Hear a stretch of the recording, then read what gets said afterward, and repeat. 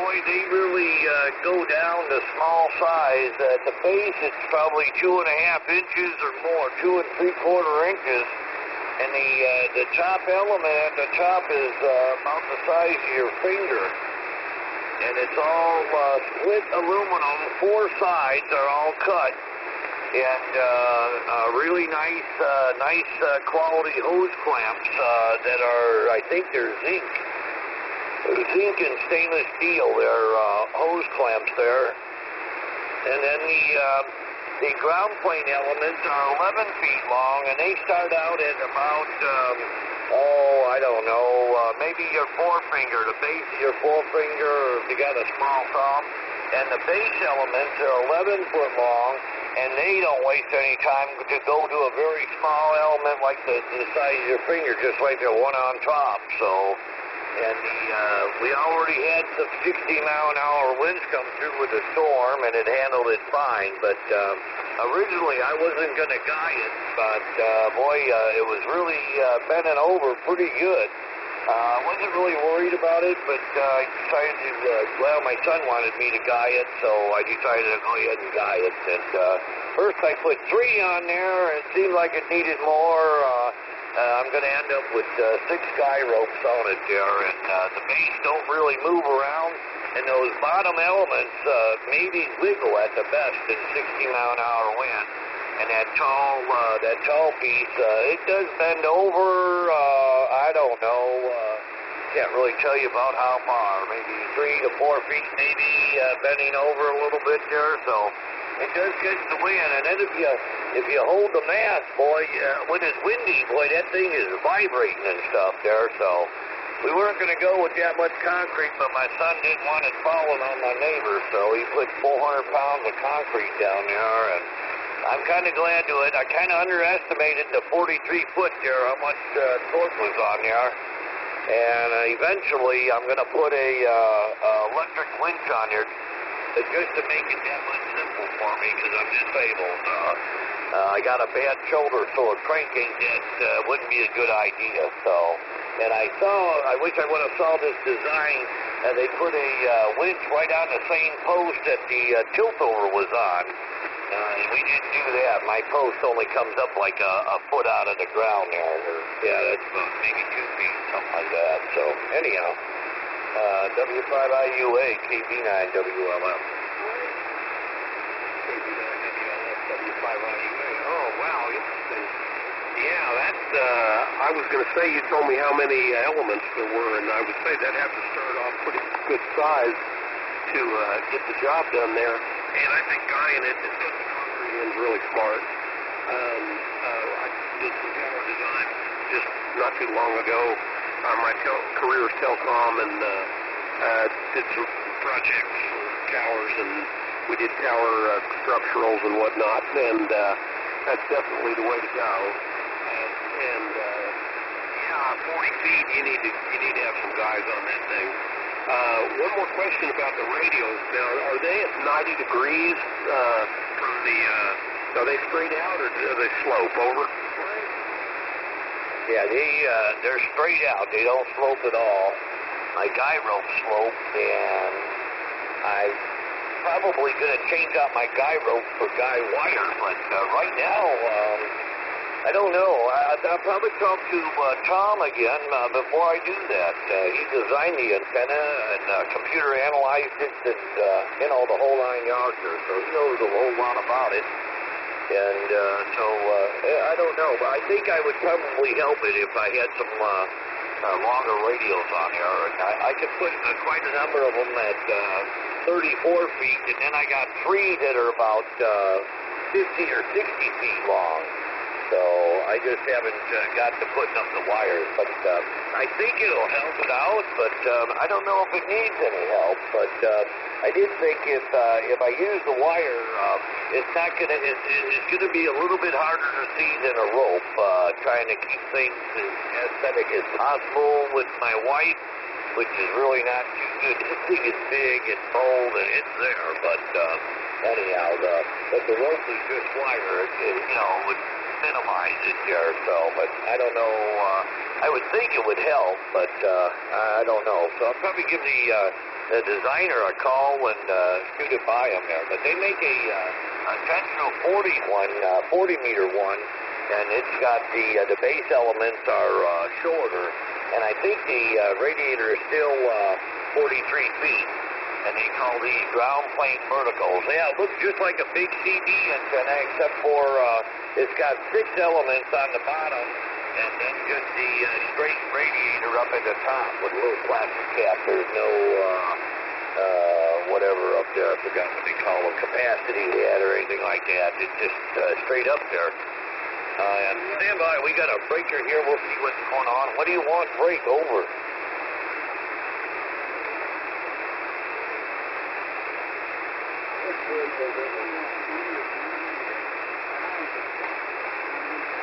Oh, trying to get that bunch of people. Massachusetts, I think it's the south side, but it's a 05. 0 like Zulu Echo, Romeo Echo, right? 05, and then the number 5 spelled out, F-I-V-E. So it's 05 antennas. QSL?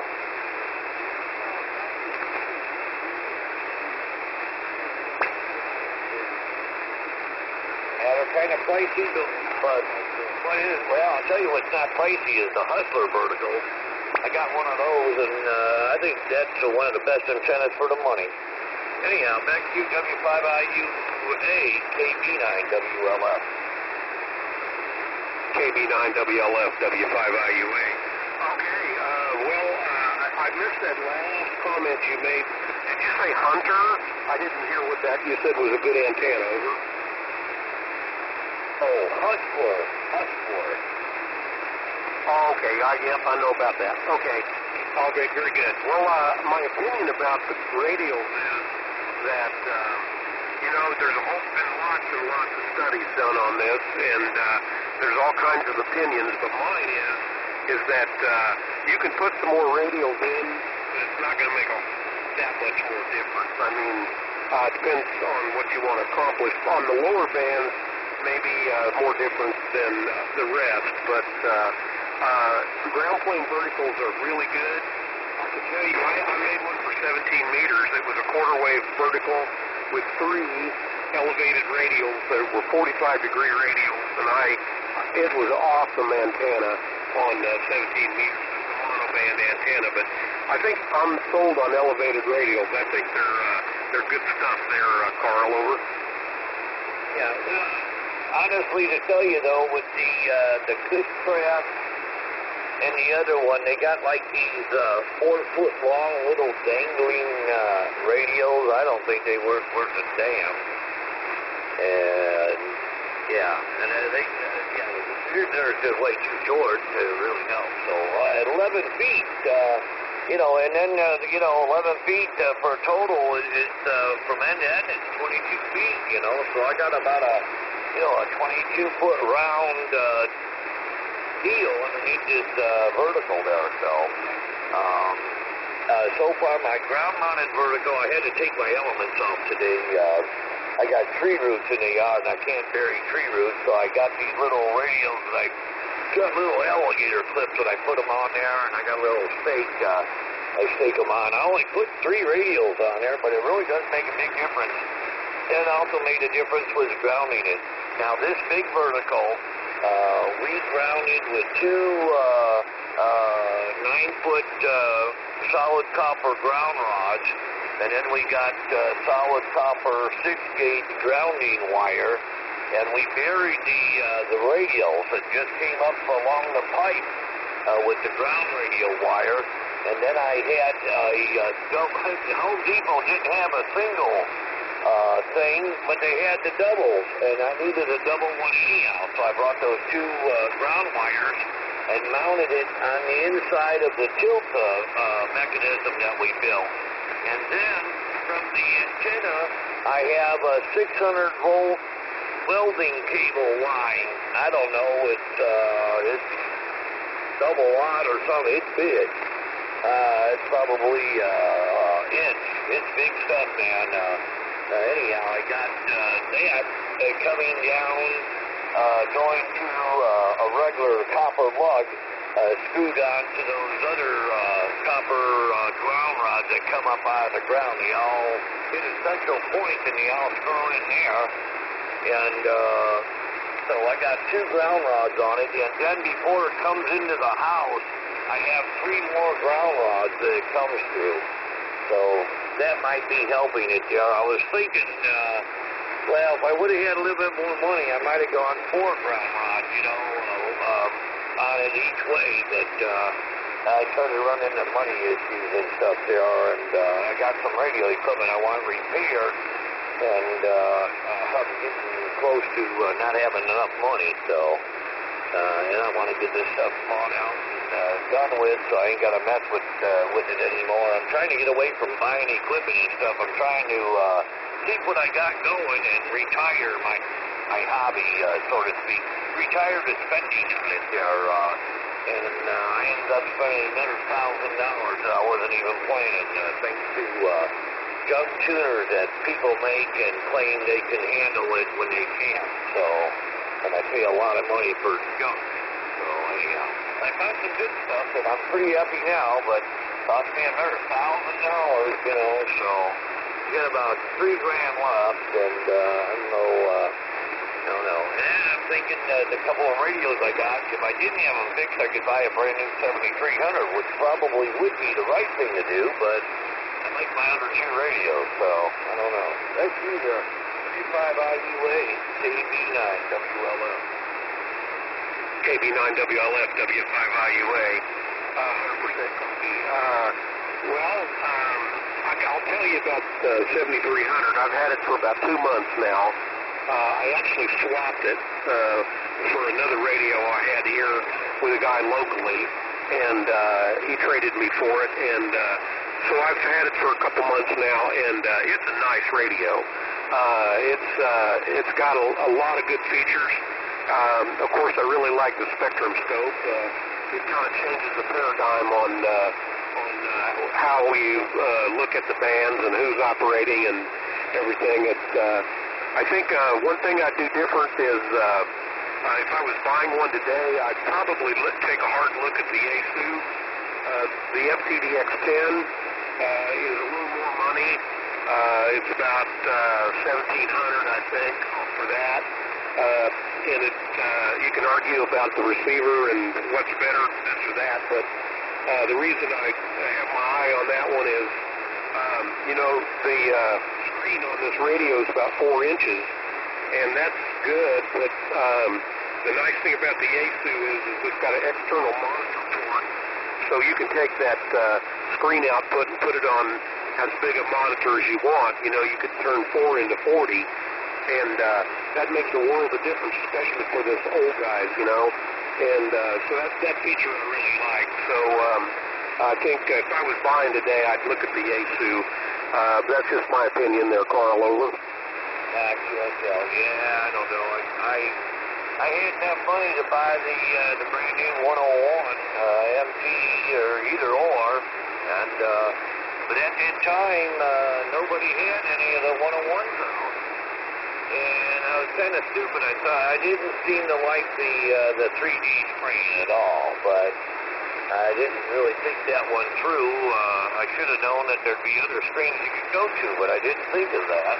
So, anyhow, I ended up buying another. I got hit by lightning, and I had my choice, but none of the 101s nobody had them yet. I don't even think they were just advertising them, but not for sale in the U.S. yet. That's when I bought this second 5000. I love my first 5000. It's a fantastic radio, and so I got another 5000, and then now there's all kinds of people with those, and they're talking about how good and great they are. And I got the SM5000, the scope for the 5000, and it works good for me. I like it. It's about 7 inches wide, about 1 inch high, and the signals on it are big. So that's what I like. And basically, I'm either looking for an empty spot or I'm looking where activity is, and it does that for me. I can't change the color on it.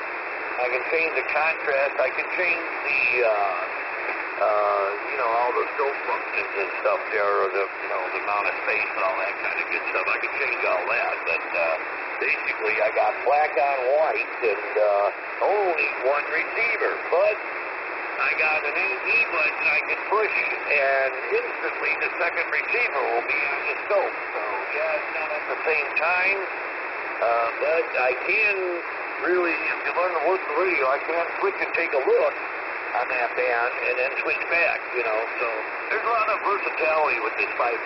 It's a fantastic radio. I don't know.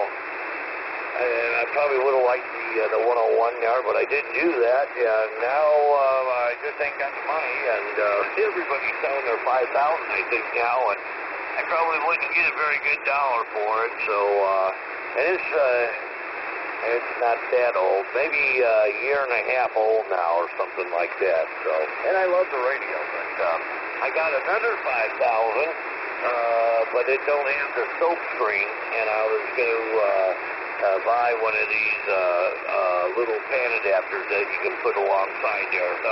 I think they're like $500 or so.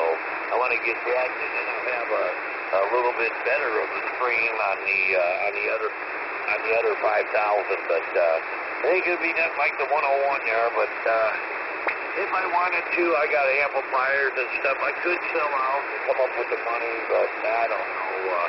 I hate selling stuff on the internet. I had a good friend of mine go Silent P, and he willed all the equipment to another guy, and he don't have a computer, and he's 86 years old, so me and my wife, thank God to my wife, her typing, we got rid of an awful lot of stuff there, but I stopped selling what stuff I had for sale, and now I don't really want to sell anything anymore after I hate dealing with people like that. And boy, I thought people would be understanding for a silent key. They're trying to get a better deal than they can, so, and nobody wants to pay shipping. I don't know. Then we found towards the end, we started just saying, well, this is it with the shipping, because so many people want to figure about paying the